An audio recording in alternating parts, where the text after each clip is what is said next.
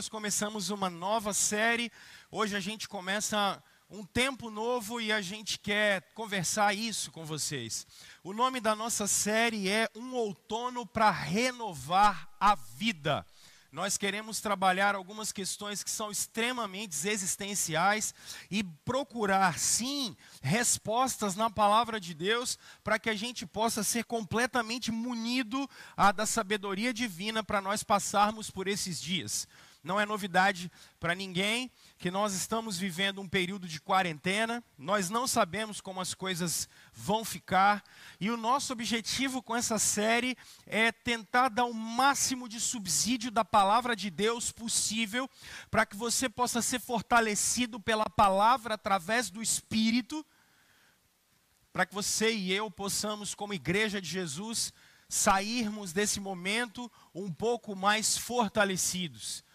Nós não podemos deixar que as situações e as circunstâncias nos abalem e que a nossa fé seja destruída e que a gente passe desse momento sem fazer reflexões que vão nos levar a mudanças de atitude. Nós precisamos pensar nisso. Não pode ser só mais um momento da história, não pode ser só mais um momento das nossas vidas, precisa ser sim uma circunstância em uma ocasião em que através de uma profunda reflexão a gente vai ter algum tipo de transformação. Eu, como pastor da igreja, preciso falar com vocês, pessoal, de uma forma extremamente responsável.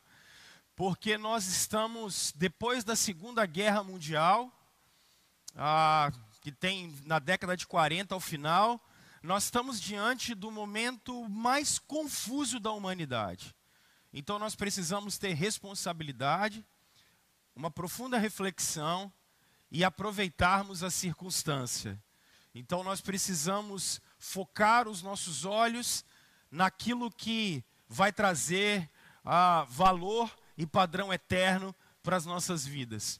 E como eu estou falando com vocês, quando nós olhamos essa série, eu trago essa mensagem, porque nós estamos, inclusive, vale a pena lembrar, nós temos uma igreja filha, que é a Igreja Ser Amor, e nós estamos juntos nesse mês fazendo essa série. A Igreja Ser Amor é uma igreja que nós somos parceiros na plantação, e nós estamos junto com os irmãos da Ser Amor, junto com o pastor Pedro, nós pensamos nessa série, sonhamos com isso junto, oramos, cremos que Deus nos deu o direcionamento, e eu queria pedir que você, por favor, olhasse para essa foto que está aqui agora, está aí na sua tela, e é uma foto de outono.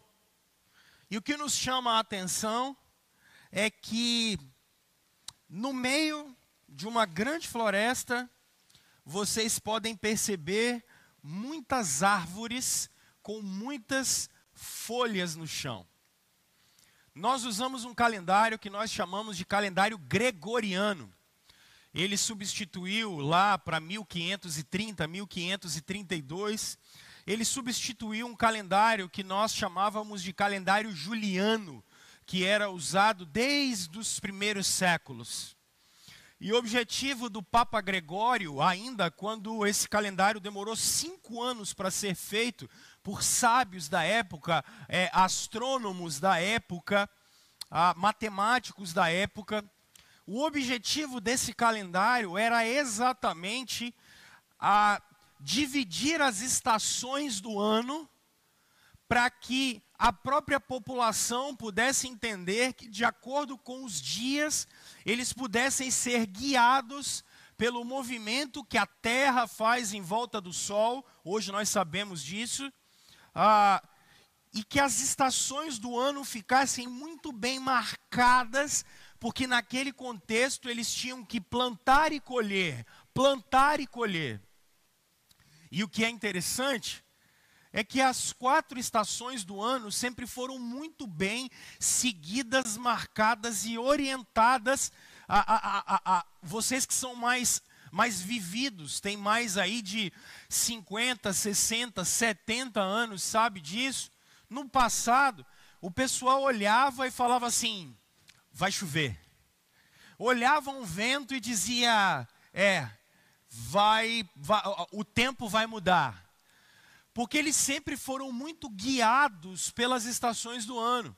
Povos nórdicos do norte, por exemplo, eles entendem que quando, por exemplo, nós estamos num momento de outono e inverno, eles conseguem perceber isso. E na antiguidade, as estações do ano marcavam exatamente o período da sua vida e atitudes que eles tinham que tomar naquele momento.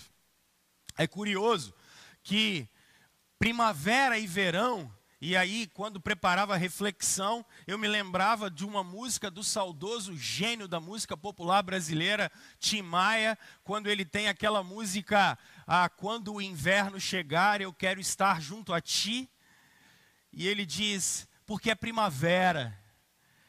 A primavera é o lugar em que o sol começa a aparecer, o brilho começa a chegar, a brisa do inverno e o frio do inverno começa a ir embora e nós começamos a nos preparar para que um longo verão chegue, nós latinos do hemisfério sul, para podermos aproveitar aquele calor. Então são 6 meses de primavera e de verão em que os raios solares fazem com que a gente fique mais alegre, mais felizes. É tempo de férias escolares, é tempo às vezes das nossas próprias férias de trabalho, primavera, verão, tempo de muita alegria, tempo de festa. Para nós aqui no hemisfério sul, Natal, Ano Novo, é tempo de celebração. É tempo de praia, é tempo de abrirmos os vidros do carro para que andarmos e aquela brisa bater sobre nós, aqui no Espírito Santo a gente chama daquele bafo quente soprar sobre nós, e os sorrisos são muito comuns. Eu sou nascido e criado aqui na cidade de Cariacica, no bairro de Campo Grande. O verão é o tempo sempre em que a gente andava de bicicleta, brincava de pique com os amigos o tempo todo. Mas, lá pelo dia 20 de março, o outono começa a chegar. E a criação começa a mostrar algumas coisas para nós. Porque os pássaros costumam migrar para um lugar mais quente. As baleias costumam migrar porque elas entendem o período. As folhas da árvore no outono começam a cair. Nós, com essa série, queremos dizer para você que é necessário aprendermos com a criação do Senhor. Aprendermos que há momento para todas as coisas debaixo do sol, como Eclesiastes capítulo 3 diz. E nós trazemos essa série em um outono para renovar a vida, porque assim como no passado, os nossos ancestrais olhavam o período, olhavam a época e faziam uma diferenciação do seu comportamento, de como plantar, de como colher. Nós precisamos entender que é muito possível que estejamos entrando num período de outono da nossa vida. É um período em que nós vamos ter que abrir mão de algumas coisas e nos focarmos em pouquíssimas coisas. Aqui no Espírito Santo, amanhã, o comércio começa a funcionar de uma maneira um pouquinho melhor, mas ainda com horário diferenciado. Escolas ainda continuam fechadas. Então, esse outono é o momento de pararmos e pensarmos: quanto tempo essa crise vai durar? Nós não sabemos. Quanto tempo nós teremos que ficar confinados, ainda que de maneira razoável, talvez não de maneira vertical. A gente não sabe qual vai ser a decisão das nossas autoridades. É tudo muito novo, remédios novos começam a chegar, vacinas vão começar a ser testadas no segundo semestre. Nós não sabemos o que vai acontecer, então nós precisamos parar e não termos, em primeiro lugar, um discurso triunfalista. Chico Buarque tem uma música muito interessante chamada Vai Passar. E quando ele tem essa música, na verdade ele está falando de um grande bloco de carnaval, quando ele diz que na Avenida da Miséria vai passar uma grande escola de samba dos miseráveis. Eu só pego o tema da música do Chico Buarque e eu digo para vocês assim, vai passar, pessoal? Vai. Mas quando? Eu não sei. Então eu não posso chegar aqui para vocês hoje, porque não resolve eu levantar as minhas mãos e fazer uma oração dizendo, eu profetizo em nome de Jesus que o Covid-19 está amarrado. Eu não posso fazer isso. Eu não posso porque a Escritura não me permite. Vocês já viram que não adianta profetizar, não adianta declarar, não adianta ordenar, porque não vai. Agora também, eu preciso olhar, porque Deus nos deixou a criação como um ato da sua bondade e da manifestação da sua glória. E eu preciso não também ser um profeta do caos nesse momento. E dizer, vai passar, porque o Senhor está no controle. E enquanto não passa, nós precisamos refletir sobre várias coisas. E o que é que está acontecendo, pessoal?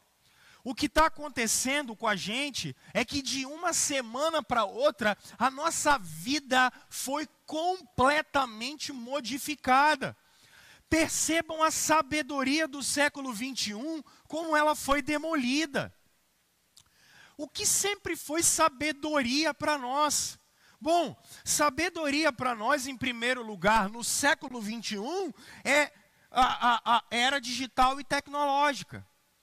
Nós sinceramente achamos, homens do século 21, que nós estávamos vivendo num Eldorado, que nós estávamos vivendo no maior e melhor lugar do mundo, nós estávamos vivendo o céu na terra. Por quê? Porque nós conseguimos chegar do outro lado do mundo, pegando 2 aviões e chegamos no Japão com 24 horas, porque a gente consegue pegar 2 aviões. A gente consegue ter e fazer cirurgias cardíacas que são muito complexas. Nós conseguimos usar aparelhos celulares, nós temos computadores com o símbolozinho do pecado aqui na frente. É brincadeira, tá? A maçãzinha mordida é brincadeira. Mas a gente consegue ter computadores extremamente potentes, a gente conseguiu desenvolver grandes universidades, a gente conseguiu desenvolver grandes teorias de pensamento do comportamento, e aí a gente começou a achar que essa era digital é redentora. E do que serviu agora essa digitalização e essa tecnologia? Sabe para quê? Para te deixar maluco, porque é tanta notícia ruim que você assiste de canal de fora do Brasil, de dentro do Brasil, e ter um celular na mão não te resolveu nada. Hoje, se a gente precisa de uma consulta eletiva no médico, você não tem como ir no hospital. Nosso sistema de sabedoria foi falido e acabou. Em uma semana ele foi demolido. Outra coisa, querem perceber? Nós sempre dissemos assim para os nossos filhos, olha, quando vocês crescerem, vocês precisam se preparar para ser alguma coisa. E aí, o que é ser alguma coisa? Meu filho, você vai trabalhar em cima da produtividade. Percebe que já tem muito tempo que a gente educa filho para passar em concurso público. A gente educa filho para ser contratado de multinacional. A gente educa filho para ser CEO de algum tipo de empresa, e nós não mais educamos filhos para a glória de Deus. Nós trabalhamos nesses últimos anos desenfreadamente atrás de produtividade, porque a produtividade fazia você ter algum tipo de sentido na vida. Agora perceba, o trabalho não é fruto do pecado, porque a Escritura diz que no 6º dia, Deus viu que tudo era muito bom. E no final dos dias da criação, Deus sempre viu que era bom. O problema é que agora, nós que antes não conseguíamos parar para refletir sobre a vida, nós que antes não podíamos descansar, agora fomos levados para dentro das nossas casas e somos obrigados a descansar. Alguns de nós sequer temos prospecção de carreira agora, porque muitos empregos são perdidos. uma emissora de TV aqui da Grande Vitória, na quinta-feira, ela demitiu 30 funcionários, uma grande emissora de TV. E o nosso objetivo de carreira foi completamente perdido. Mas uma outra coisa, nós brasileiros nos digladiamos nos últimos anos, especialmente de 2013 para cá, atrás de valores políticos e ideológicos. A pergunta que eu tenho para fazer para vocês agora: qual é a resposta que a esquerda ou a direita tem para dar para você nesse momento de dificuldade? Se o presidente, governador, senador fosse outro, o que mudaria nas nossas vidas? Porque o marxismo dizia que nós teríamos um mundo, um lugar melhor. Ah, mas o liberalismo disse que nós teríamos no mundo um lugar melhor. E agora? A política não resolveu o nosso problema. Nós poderíamos colocar a rainha da Inglaterra no poder agora. A gente podia ressuscitar o Winston Churchill, um dos maiores líderes que nós tivemos no mundo. A política não é redentora.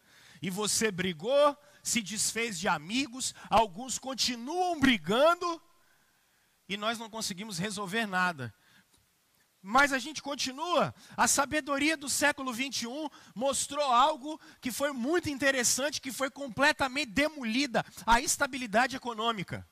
Se tivermos dinheiro, estamos bem. Se não tivermos dinheiro, não estamos bem. Pergunta: uma das primeiras mortes que aconteceu, por exemplo, em Portugal, foi o presidente do Santander. Querem ver algo? A doença que nós estamos vivendo agora, os vetores, as primeiras pessoas que pegaram foram os milionários e os ricos. A periferia ainda não está vivendo um caos, que pode ser que chegue, tomara que não. O que o dinheiro resolveu? Estabilidade econômica resolveu o quê? Ter dinheiro nesse momento resolve o quê? Nada. Foi completamente demolida. E uma última coisa, é uma espiritualidade completamente vazia. Pastor Rômulo, o que significa isso? Deixa eu primeiro falar para vocês que são cristãos. São 3 perguntas, blocos de notas na mão. Anote, por favor. Vou tomar um gole aqui para você poder anotar. Primeira pergunta: nós continuaremos cristãos depois dessa crise? O cristianismo tem resposta para nos dar para essa crise depois dela? Como eu disse para vocês, igrejas agora, algumas se negaram a fechar, outras resolveram fazer marcha para Jesus para declarar que o Covid-19 precisa acabar. Porque aí vem a segunda pergunta: que tipo de cristianismo nós vamos ter nessa crise? Que tipo de cristianismo vamos ter? Porque depois, pessoas que frequentam comunidades locais cristãs, depois de 1, 2, 3, 10 anos, 20 anos, frequentando comunidades cristãs, não tem mais unha, porque já comeram tudo. Espiritualidade vazia. Pessoal, se você perguntar para mim o que eu comi no almoço de quinta-feira retrasada, eu não tenho a menor ideia. Eu sei que eu me alimentei e comi. Assim são as aulas de escola bíblica, louvores e sermões que vocês ouvem há 1, 2, 5, 10, 20, 30 anos. Eu tenho uma tese: vocês sabem mais teologia do que o apóstolo Paulo. Isso é fato. O século 21 sabe mais teologia do que o apóstolo Paulo. Agora, qual é o grande problema? A espiritualidade é vazia, a relação com Deus é vazia. Crentes em Jesus Cristo, que no momento em que o caos chegou, em que qualquer tipo de incerteza chegou, ficaram desesperados, com medo do amanhã. Mas uma terceira pergunta: se a primeira é se vamos ficar cristãos, que tipo de cristianismo vamos desenvolver agora? E que tipo de cristianismo nós teremos depois dessa crise? Nós, por exemplo, já há 3 semanas estamos fazendo o culto aqui. Será que nós ainda vamos continuar mantendo o status quo de instituições somente? Será que nós não vamos de uma vez por todas encarnarmos o cristianismo, vivermos o amor e clamarmos por um avivamento? Porque o que o Brasil precisa, é de educação, é de saúde, mas o que o Brasil precisa é de um referencial, de um Deus sobrenatural, mas que se materializou na pessoa de Jesus Cristo. Por isso, eu chamo a atenção a você que talvez não é cristão nesse momento e tem buscado resposta em tantos outros lugares. Nós não vamos encontrar. Eu chamo vocês então, para nós, depois dessa breve introdução, a gente conversar sobre um tema muito curioso, que é sabedoria.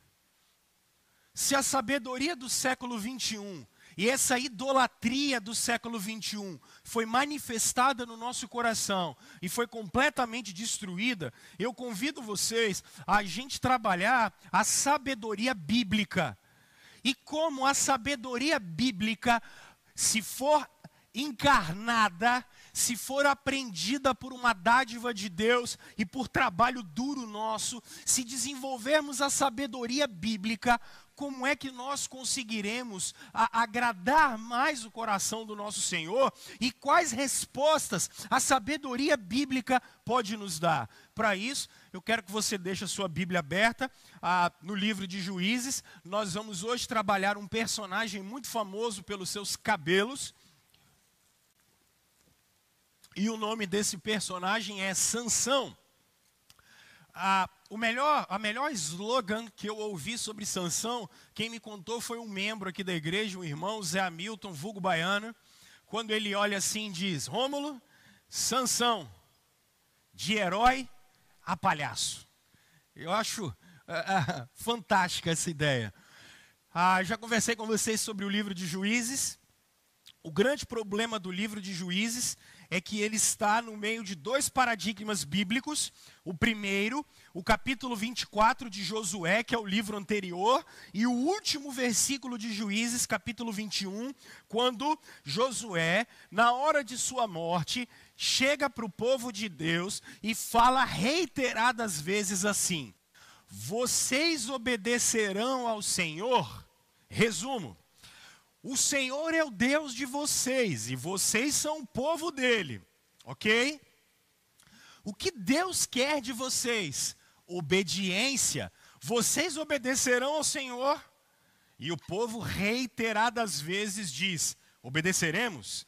Aí Josué fala: pessoal, vocês não vão obedecer a coisa nenhuma. Ele diz: não, nós vamos obedecer. Não, nós estamos lá, nós vamos ser fiel.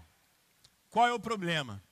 O problema é que o último versículo da sua Bíblia, do livro de Juízes, você pode observar agora, está dizendo assim: naquele tempo não havia rei em Israel, cada um fazia o que queria. O relativismo tomou conta de Israel.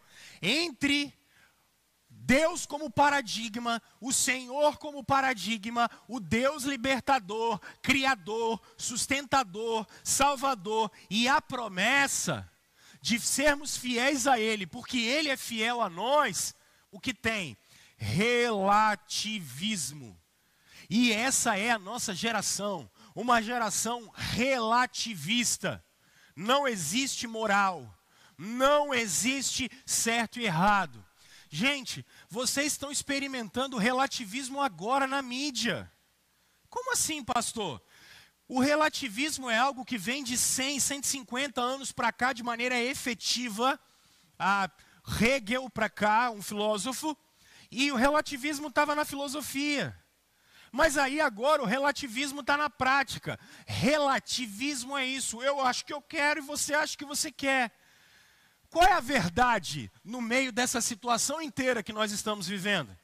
A gente não sabe, porque tem um canal de televisão que fala uma coisa, tem outro canal que fala outra coisa, outro canal fala outra coisa. E você acha que alguém está interessado em falar a verdade? Não, Porque por trás existe um pressuposto relativista. E vocês estão vendo relativismo na vida de vocês. Então não se engane. O mundo que vocês vivem, ele não é o mundo da verdade absoluta, a verdade que vem de Deus. Ele é um mundo relativista. Só que isso é tão assim, ó. Acontece tanto que a gente não se dá conta. E Sansão é um dos juízes, porque o que vocês percebem no livro dos juízes é uma degradação da raça humana.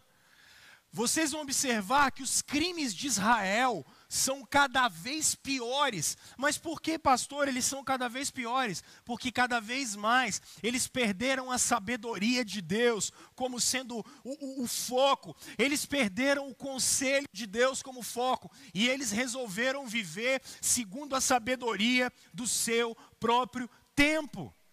E esse é o nosso problema também, pessoal.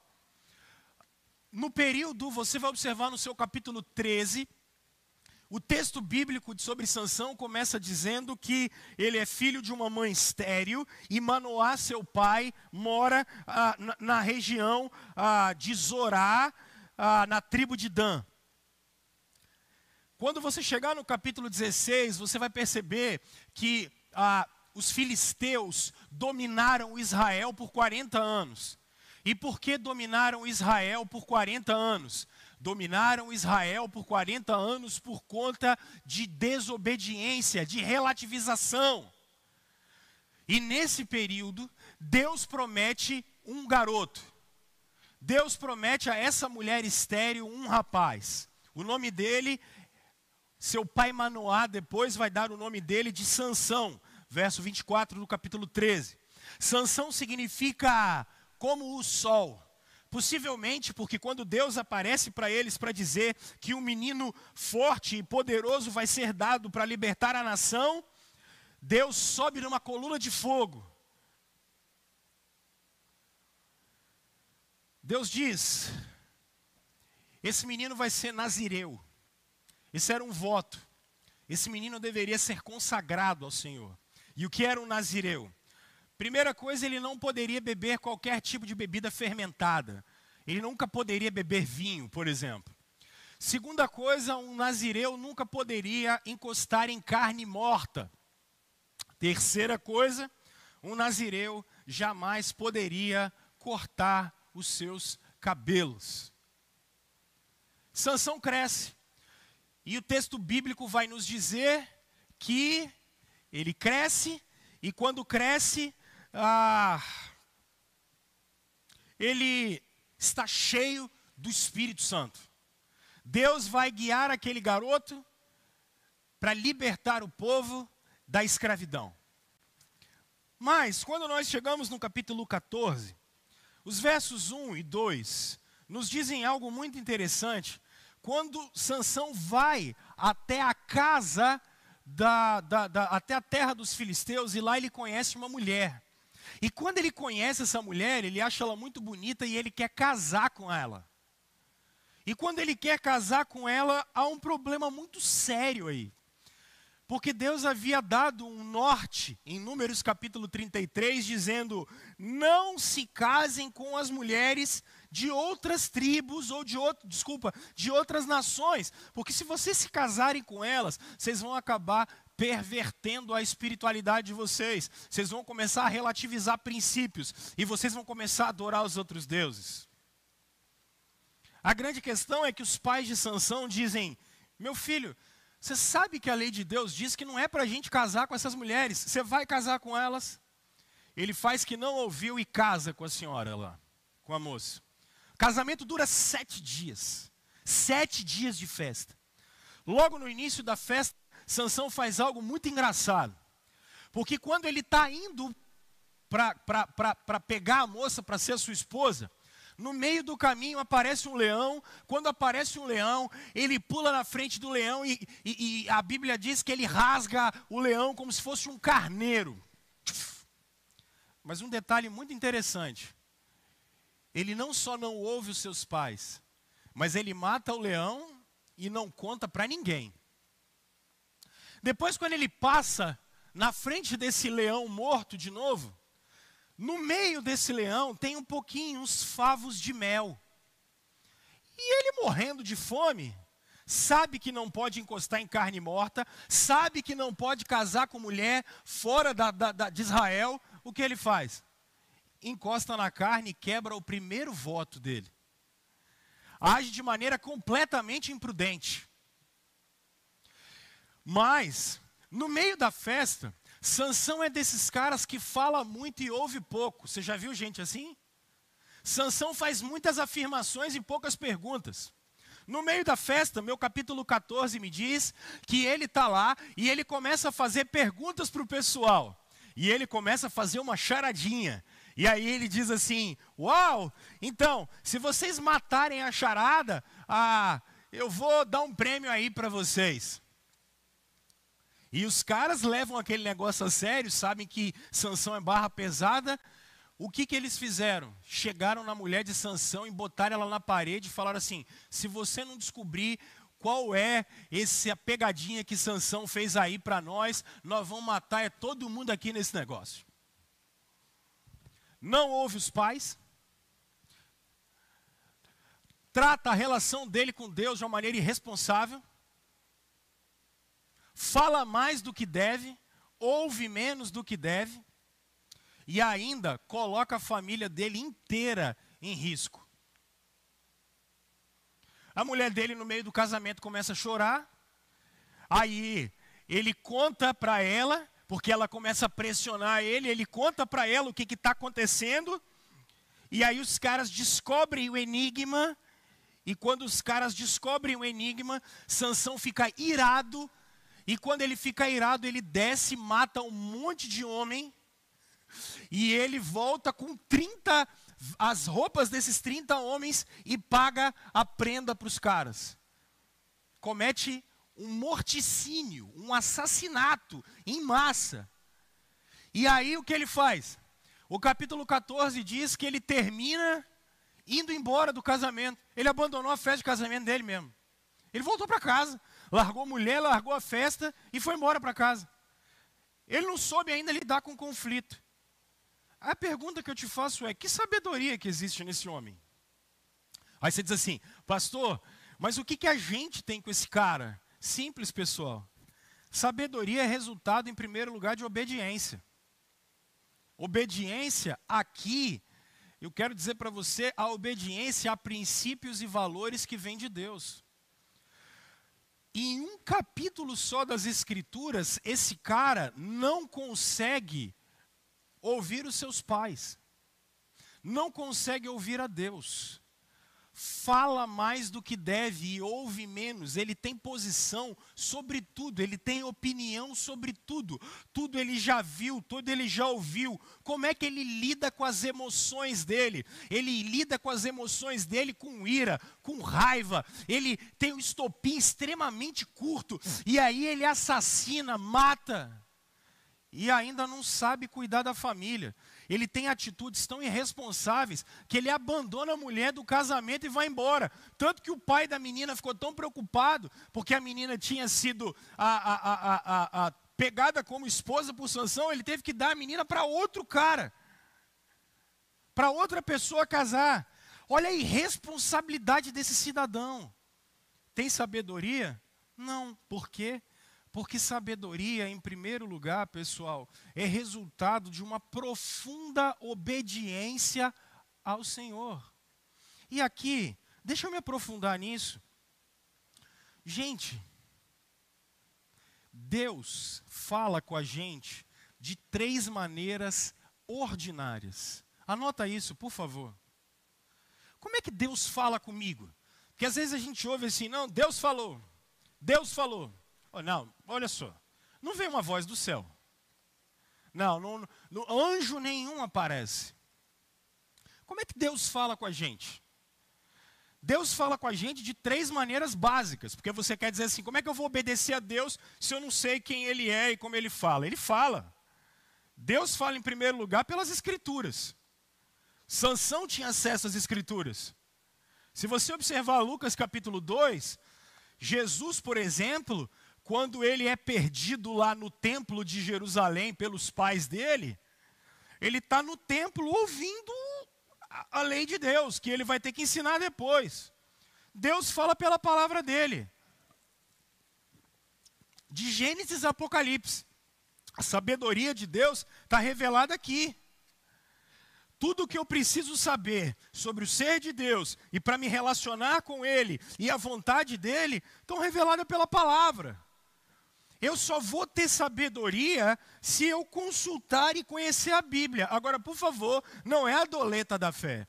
Sabe como é que é a doleta da fé? A doleta da fé é assim: pera, uva, maçã, salada mista. Senhor, o que tu tens para mim hoje? Em nome de Jesus. Isso é a doleta da fé, gente. Deus não fala assim com você, não. E eu tenho sempre ensinado para você, porque se aparece aqui e matou 30 caras, aí você vai falar o quê? Meu Deus, vão me matar hoje. Não. Deus fala pela Escritura e é por isso que você precisa ter um contato diário com ela. Agora, Deus fala também com você, e aí preste atenção nisso, porque Deus fala com você através da sabedoria de outras pessoas que são comprometidas com Ele. Eu preciso necessariamente de conselheiros e de pessoas que vão me instruir na palavra de Deus. Gente que é mais experimentada do que eu.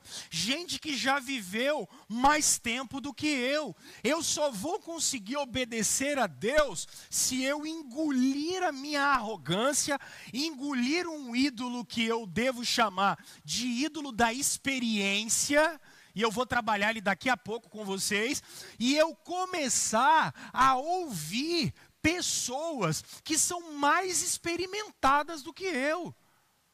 Especialmente, às vezes, se elas forem mais vividas. Deixa eu dizer para vocês, eu sou pastor. A minha formação é teológica. Eu tenho uma outra formação que é em farmácia. Eu não sou o melhor cara, por exemplo, para comprar carro. Eu não preciso saber comprar carro. Mas eu tenho um grande amigo que quando eu fui comprar os meus 2 últimos carros, eu liguei para ele. E falei assim: fulano, deve estar até ouvindo a gente agora aí. Fulano, cara, dá uma olhada para mim. É bom? É ruim? O investimento é legal? Eu talvez tenha pessoas, vamos supor que você é alguém que nesse período está precisando de trabalhador autônomo, está com dificuldade. O que eu vou fazer nesse período de outono? Espera aí. Eu preciso começar a procurar pessoas que eu sei que vão me aconselhar. Olha, fulano, eu tenho tanto guardado, eu estou sem trabalhar. Que conta que eu pago primeiro? Você pode me ajudar aqui? Esse período que nós estamos ficando dentro de casa, por exemplo, nós vamos ter que chegar para pessoas e começar a ouvir, porque Deus fala através de pessoas. Mas uma outra coisa que Deus fala, gente, é através das circunstâncias. Eu preciso entender. Eu brinquei semana passada com vocês, mas falando até sério, que o que mais está vendendo no supermercado é cerveja e carne para churrasco. Porque a gente não está de férias. Nós não estamos de férias.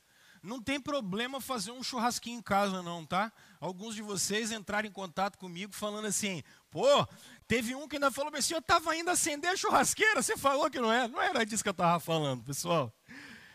Mas é entender que agora não está na hora de fazer compra, se você não pode. Se você não tinha uma reserva técnica.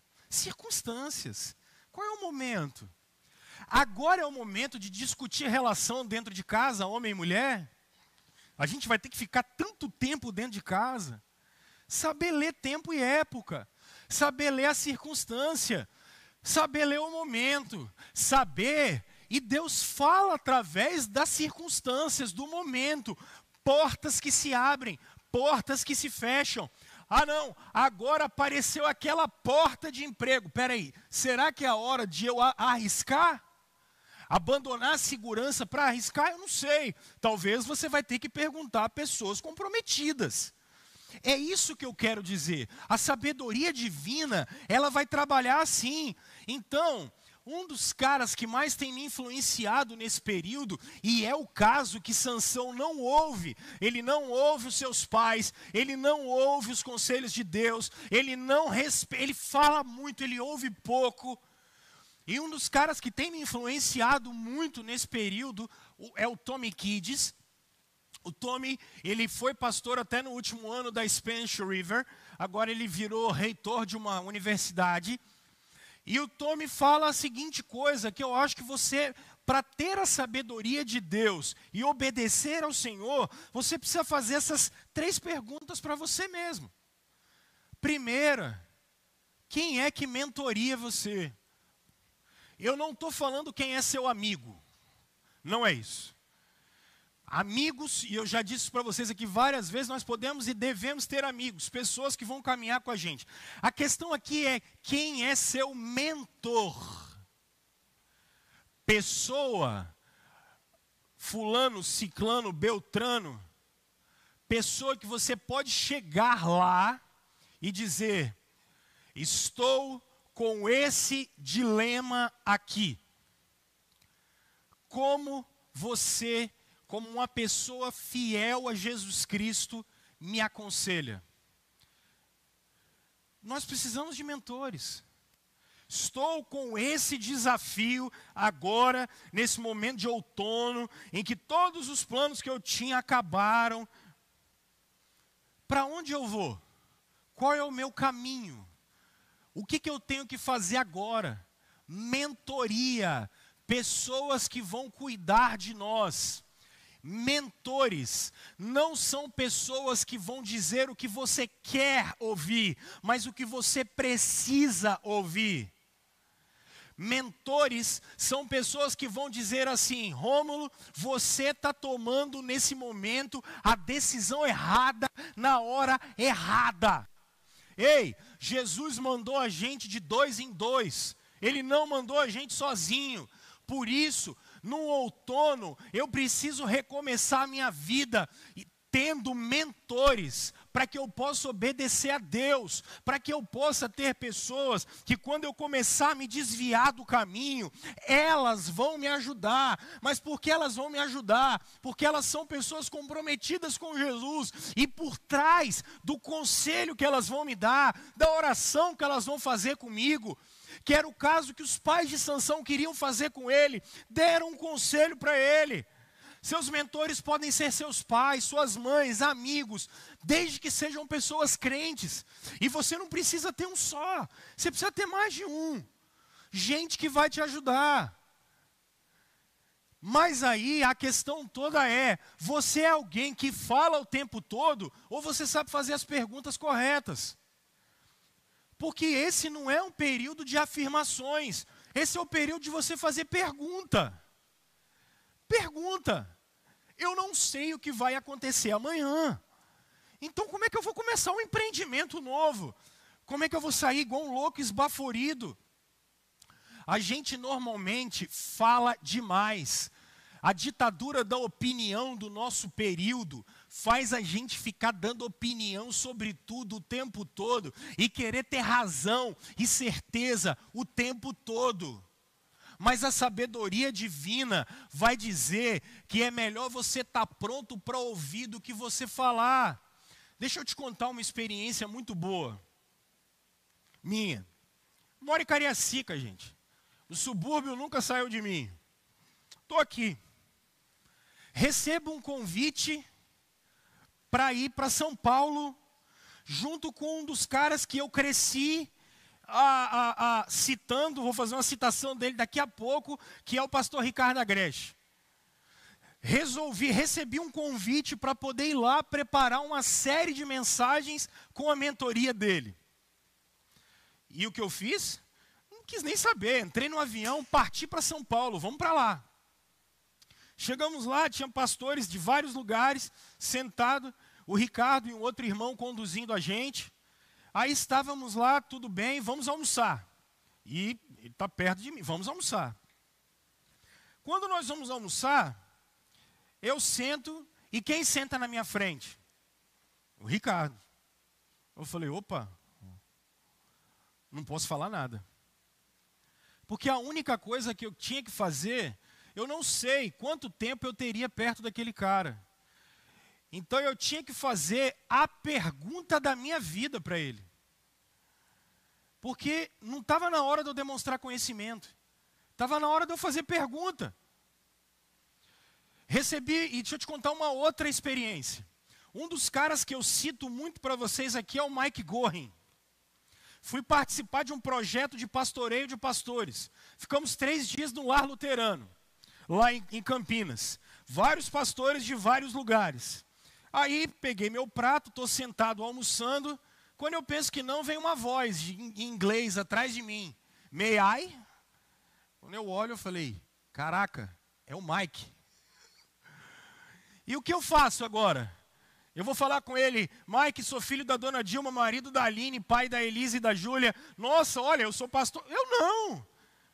Eu falei, eu tentei em 1 minuto fazer a pergunta da minha vida, porque eu não sei se eu vou poder ter esse cara de novo. Eu só conheço ele por livro.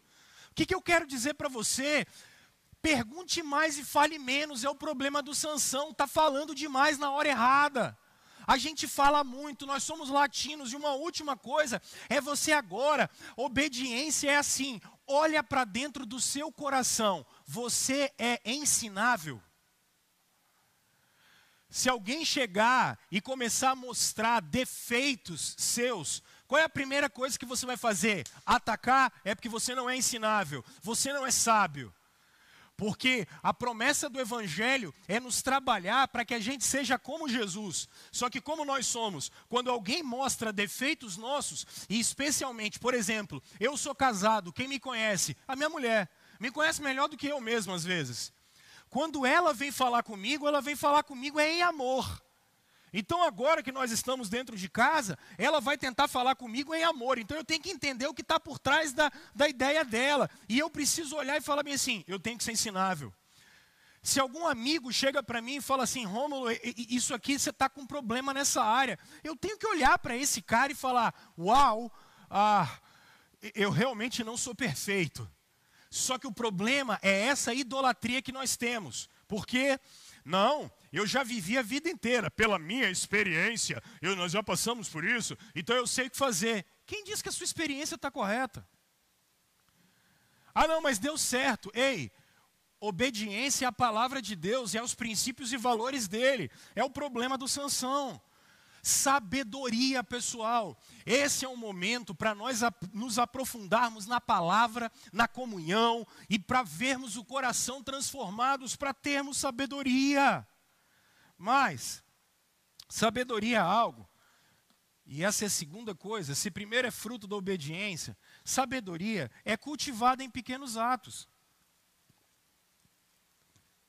Pastor, como assim? Simples, pessoal. Capítulo 15, você vai observar que a história do Sansão é muito engraçada. Estava a época da colheita de trigo, ele abandonou a mulher dele lá e foi embora para casa. Ele deixou a mulher no meio do casamento e foi embora. A minha não deixa, que eu deixo ela nem em casa. Eu já saio, ela manda um WhatsApp, tá onde? Sansão abandonou a mulher no dia do casamento e vazou. Aí, tempos depois, você vai olhar, algum tempo depois, nós não sabemos, o hebraico não é muito certo aqui. Algum tempo depois, na época da colheita do trigo, vem Sansão. E aí, o texto diz que Sansão foi visitar a mulher e levou-lhe um cabrito. E falou, eu vou ao quarto da minha mulher. Ele queria a mulher dele de volta. Só que ele abandonou a mulher no dia do casamento, o pai dela pegou e deu ela para casar com outro cara. A menina não podia ficar sozinha. Olha o desrespeito na cultura antiga. Sansão ficou aborrecido. De novo, a ira tomou conta dele. Um irresponsável toma atitudes, aí o que ele faz? Ele fica tão irado, mas tão irado, que ele vai e desce, pega 300 raposas, amarra o rabo uma na outra, mete fogo nelas e joga elas dentro da plantação de trigo do pessoal. Aquilo pega fogo até não poder mais. Os filisteus chegaram e falaram bem assim, mas quem fez esse negócio? O pessoal falou assim, foi o Sansão que fez esse negócio. Aí eles foram lá no outro dia, pegaram a mulher dele e o pai dela e botaram fogo neles também.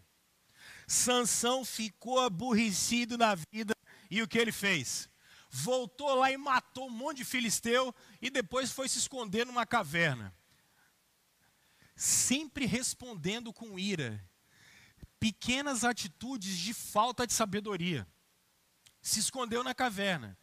E o que ele fez quando se escondeu na caverna, capítulo 15?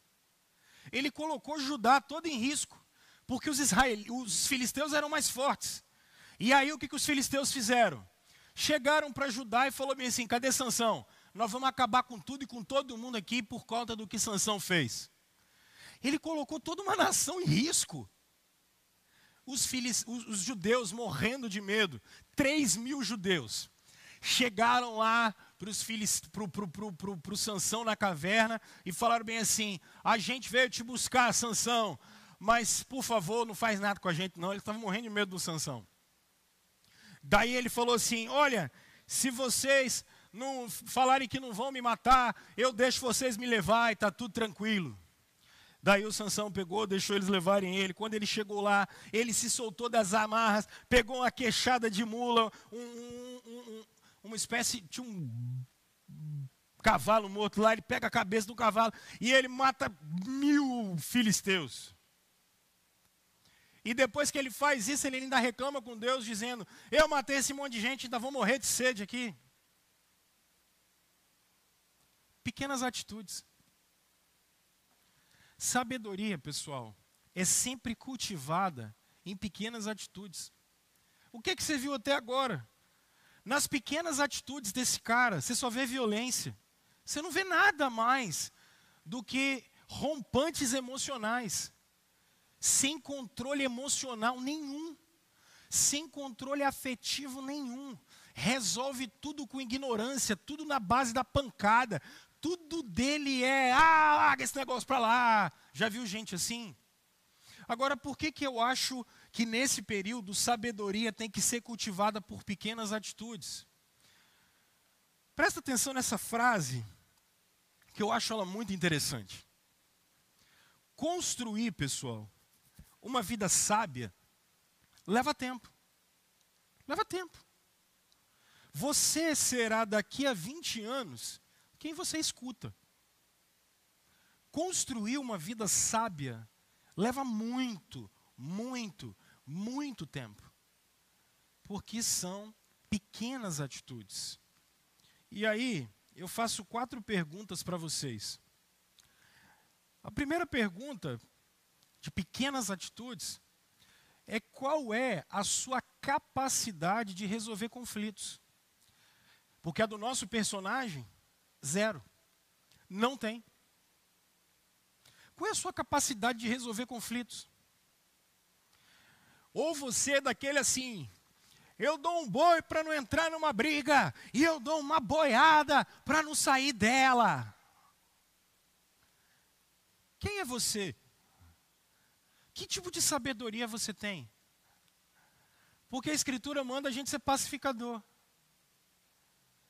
A Bíblia manda a gente ser vínculo de amor, vínculo de paz. Que tipo de vínculo você cultiva? Que tipo de sabedoria a gente cultiva?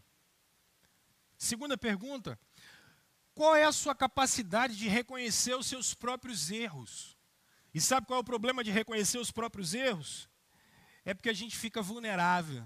E isso não é algo que a gente gosta. Ficar vulnerável não é algo que a gente gosta. A gente gosta de manter uma imagem. A sabedoria bíblica manda a gente reconhecer os próprios erros. Sansão poderia ter libertado todo o povo de Israel, todo o povo de Judá, simplesmente se ele tivesse se organizado um exército, exercido um trabalho de liderança para poder libertar o povo de Deus. Mas o que ele faz? Age com ira e na força o tempo todo. Terceiro, pergunta que eu faço para você, e essa é séria para o nosso período, extremamente agora. Qual é a sua capacidade de não se colocar como vítima? Lembra do João Bacamarte? Ó vida, ó azar. Ele termina o morticínio todo e ele olha para Deus assim, eu vou morrer de sede agora. Deu tudo errado para mim, um bebezão, com cabelo grande e um bebezaço. No Brasil, a gente tem um sentimento de ressentimento muito grande. Para nós, todo mundo é devedor da gente. Todo mundo tem que ajudar a gente. Fulano é rico, ele tem que me ajudar. Fulano tem uma situação boa, ele tem que me ajudar. Todo mundo tem que me ajudar. Eu não estou dizendo que não tem que te ajudar. Claro que tem que ajudar. Agora, o problema é que nós brasileiros, a gente faz da ajuda o ordinário. A gente faz do encostar no outro o ordinário. E é por isso que você vê, às vezes, menino de 30, 35, 40 anos, que depende dos pais até hoje. Porque para nós, a gente sempre se coloca como vítima. E o primeiro não que a gente ouve de alguém, fulano não gosta de mim. Ah, tá tudo acontecendo, é porque, oh meu Deus, cadê a sabedoria? Eu sou o que sou pela graça de Deus. Eu tenho o que tenho pela graça de Deus. Por isso, a última coisa que eu coloco com vocês, o Sansão acha que a vida dele é causa e efeito. Meus irmãos, qual é a capacidade de vocês criarem soluções inovadoras e parar de ser vítima? Esse cara deveria parar de ser vítima e juntar Israel para, em nome do Senhor, poder libertar o povo dele. Mas não é isso que ele faz. Ele não está preocupado com isso. É um bebê chorão. Nesse período, olha bem para mim. Seus filhos estão em casa estudando. Agora é EAD, muitos deles. Ou se não estão, soluções inovadoras. Sabe o que é solução inovadora? 8 horas da manhã. Não precisa ser 7, não. Pode ser 8. Você está fazendo home office mesmo? Acordou os meninos, tomou café da manhã, bota o uniforme deles. Está fazendo home office, bota a roupa de trabalho. Vai trabalhar em casa, mas bota a roupa de trabalho. Solução inovadora. Ah, eu trabalhava com aquilo, não dá para trabalhar com aquilo? Tem um monte de curso online agora para você fazer. Liberado. Então vai se capacitar. Soluções inovadoras. Procure fazer alguma coisa diferente.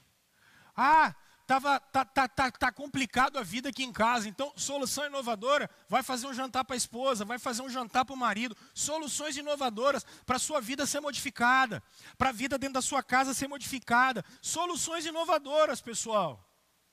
Sabedoria é vista e conquistada ao longo do tempo a partir de pequenas atitudes. Por isso, a última coisa que eu falo com vocês é que sabedoria é um convite de Deus para vocês. No capítulo 16, nosso bebezão, Sansão, primeiro ele entra numa cidade, tem relações com uma prostituta, os filisteus estão chateados com ele, aí ele, para mostrar a grande força dele, arranca a porta da cidade com a mão, leva lá para cima do morro para todo mundo ver ele. E isso só aumenta a ira dos caras. Daí, a partir do verso 4, ele se apaixona por uma moça chamada Dalila. Bonita. Contra Dalila. Os filisteus chegaram para Dalila, dizem por aí que todo mundo tem um preço. Nós cristãos também temos um. Foi pago na cruz, o preço de sangue. Dalila vende Sansão por 13 quilos de prata. E é engraçado que quando ela vende o Sansão, a ideia é essa. Ela tem que descobrir por que Sansão é tão forte. E ela fica atazanando a vida dele várias vezes, dizendo assim, como é que você é forte assim? Aí ela tenta uma vez, tenta 2 vezes, tenta 3 vezes. E ele é tão ingênuo, tão imprudente, tão sem bom senso, que ele conta o segredo para ela. Que eram os cabelos por conta do nazireado que ele tinha. já tinha quebrado o voto de outras maneiras e agora o último voto dele foi quebrado. Seu cabelo é raspado. E o que acontece, pastor Rômulo, a partir daí? Os filisteus prendem Sansão e ele vai virar um palhaço de circo no templo de Dagom. Por quê? Porque ele é um desaforado, imprudente, arrogante e ingênuo. Ele acha que nada vai acontecer com ele nunca. Gente, se a sabedoria vem através de pequenas atitudes, se a sabedoria vem através de obediência, a sabedoria é um convite de Deus para você. Quer ver? Pega a sua Bíblia, por favor, em Provérbios, no capítulo 8. Eu coloquei um pedaço do texto aqui. E o capítulo 8 e 9 de Provérbios, como diria o pastor Pedro para mim ontem, a gente conversando sobre a mensagem, Pedro falou para mim assim: Rômulo, Provérbios 8 e 9 está gritando, cara. E eu concordo com ele. Falei: Pedro, vou botar Provérbios 8 aqui agora. Porque o texto diz: a sabedoria está clamando. A sabedoria está clamando. O discernimento ergue a sua voz. Nos lugares altos, junto ao caminho, nos cruzamentos, ela se coloca. Ao lado das portas, a entrada da cidade, portas adentro, a sabedoria clama em voz alta. A vocês, homens, eu clamo, a sabedoria diz. A todos levanto a minha voz.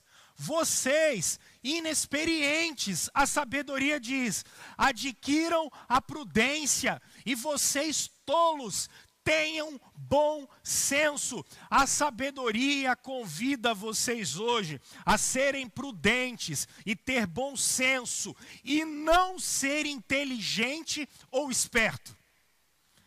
Entende? A nossa cultura é assim: fulano sabe ganhar dinheiro, fulano é esperto. Percebe?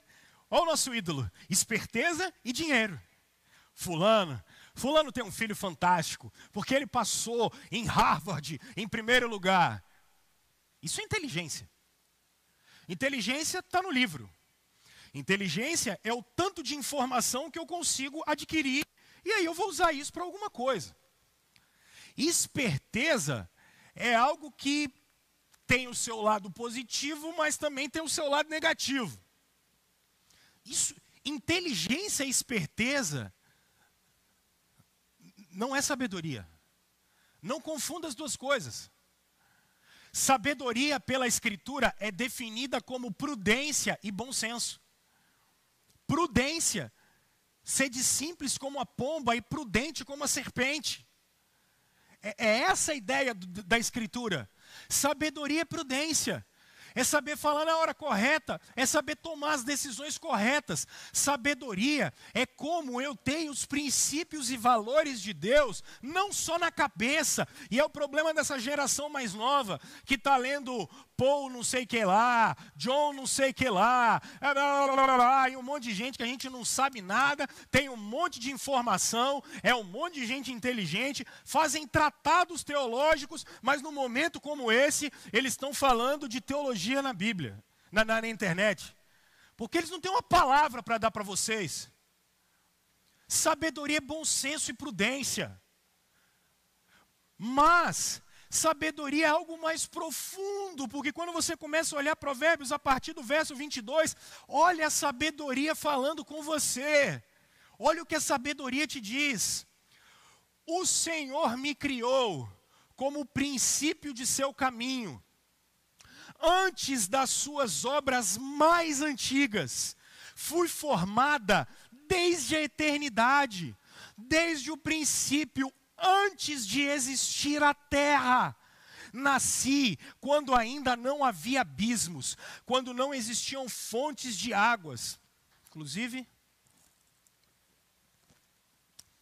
antes de serem estabelecidos os montes e de existirem colunas, eu nasci, a sabedoria diz. Ele, o Senhor ainda não havia feito a terra, nem os campos, nem o pó com o qual formou o mundo. Quando ele estabeleceu os céus, lá estava eu. Quando traçou o horizonte sobre a superfície do abismo, quando colocou as nuvens em cima e estabeleceu as fontes do abismo. Verso 30, eu estava ao seu lado e era o seu arquiteto. Deus trabalhava com sabedoria. Dia a dia eu era o seu prazer. A sabedoria diz que Deus tem deleite nela. E me alegrava continuamente com a sua presença. Eu me alegrava com o mundo que ele criou. E a humanidade me dava alegria. Verso 35. Todo aquele que me encontra a vida e recebe o favor do Senhor. Mas aquele que de mim se afasta, a si mesmo se agride. Todos os que me odeiam amam a morte. Sabe o que é sabedoria? Algo completamente intrínseco de Deus. A sabedoria não é Deus, mas Deus é sábio. Tiago capítulo 1, verso 5 diz que se alguém quer sabedoria, peça a Deus, que dá livremente. Sabe por quê? Porque a sabedoria vem dele, é um atributo dele. Se você é prudente, tem bom senso, se você valoriza os princípios e valores de Deus, se você trabalha isso diariamente, independente dos momentos, você está sim num processo de santificação, porque você está parecendo com Deus Criador. É um convite dele para você, é um convite dele para você se banquetear com ele agora, e por isso eu vou mais a fundo. O capítulo 9 de Provérbios, no verso 10, e aqui ele passa já, mas acompanhe comigo, o verso diz, o temor do Senhor. A expressão temor é a expressão reverência. É o princípio, e a palavra hebraica para princípio aqui é chave, abre a sabedoria. Relacionamento com Deus. Se eu sou sábio, se eu tenho atitudes de sabedoria, se eu cultivo sabedoria, se eu cultivo prudência, se eu cultivo bom senso, eu estou me relacionando com o Deus Criador. É um convite. Deus está te chamando hoje para uma vida de sabedoria, para uma longa jornada de sabedoria. E você pode se perguntar, pastor Rômulo, o que eu faço com isso? Simples, pessoal. Número 1, o texto de Juízes, no verso 22 do capítulo 16, diz que Sansão estava preso. E quando Sansão estava preso, os filisteus fazendo uma grande festa, ele cego, porque furaram os seus 2 olhos. O texto bíblico diz que o cabelo de Sansão começou a crescer de novo. A aliança pode ser refeita. Deus está sempre disposto a nos dar uma nova oportunidade. O cabelo de Sansão voltou a crescer. A sabedoria pode se achegar à sua vida, à sua casa, e você pode ser um discípulo do Senhor, porque Ele está pronto para mim e para você. Eu termino com uma palavra do apóstolo Paulo, na primeira carta aos Coríntios, no capítulo 1, Paulo diz algo incrível. No verso 18 ele diz: pois a mensagem da cruz é loucura para os que estão se perdendo, mas para nós que estamos salvos, é o poder de Deus. Pois está escrito: destruirei a sabedoria dos sábios, destruirei a sabedoria do século 21, e rejeitarei a inteligência dos inteligentes. Onde está o sábio? Onde está o erudito? Onde está o questionador dessa época? Acaso não pegou Deus e usou um simples vírus e fez a sabedoria do século 21 inteira virar nada e virar pó? Deus não fez isso? Mas ele diz no verso 24: mas para nós, os que fomos chamados, Cristo é o poder de Deus e a sabedoria de Deus. Se Provérbios é a sabedoria escrita, Cristo é a sabedoria encarnada. Se Provérbios é a sabedoria escrita, Cristo é a sabedoria encarnada. A cruz é a sabedoria encarnada. E eu quero convidar você hoje a abandonar a sabedoria desse mundo, se prostrar na cruz de Jesus e começar a viver a partir de dependência dele. Ele, que é a sabedoria. Ele, que não quis ser sábio aos nossos olhos, mas ele quis ser obediente a Deus até a morte, morte de cruz. A sabedoria se encarnou. A sabedoria foi para uma cruz. E a sabedoria há de voltar para julgar os vivos e os mortos. Mas a sabedoria encarnada nos deu o Espírito, para que a gente seja segundo a imagem do seu Filho, segundo Ele é. Quero te convidar a encontrar com Jesus hoje e aprender dele os princípios e valores do reino de Deus, para que você seja livre.